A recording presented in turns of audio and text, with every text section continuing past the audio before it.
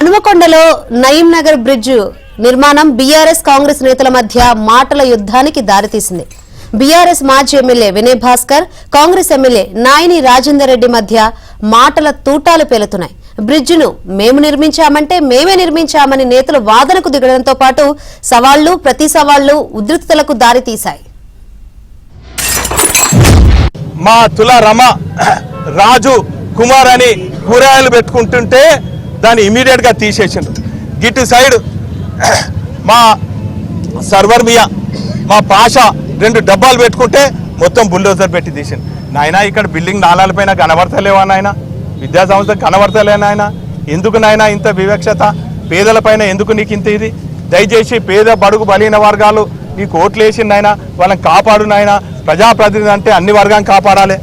నేను గెలిచినప్పుడు కూడా అన్ని వర్గాలకు న్యాయం చేసిన నాయన. సరే దురదృష్టవశాత్తు లేక మీ మాయమాటలు నమ్మి నన్ను ఓడగొట్టచ్చు, అయినా నేను ప్రజాక్షేత్రం వెళ్ళలేదు. ఖచ్చితంగా ప్రజాక్షేత్రం ఉంటా, అడుగడుగున ప్రశ్నిస్తా.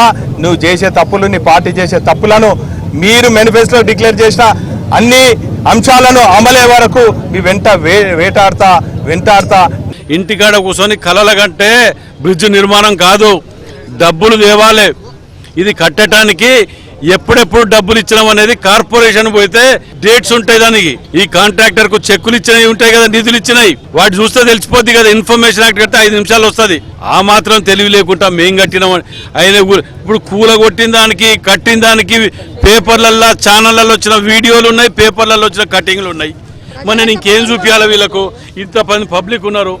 ఇప్పుడు ఈ వాడ నుంచి యూనివర్సిటీ నుంచి వాడ నయీం నగర్ బ్రిడ్జ్ మొత్తంలా ఒక్కరితో చెప్పమన్నారు రాజీనామా చేస్తా అన్న. ఎంత ధైర్యం ఉంటానాలే మీకున్నది? ఆ ధైర్యం దొంగలు తిరిగా పారిపోతున్నారు. మీకెందుకే ఈ బతుకులు రాజకీయాలు? మాకు చిత్తశుద్ధి ఉన్నది.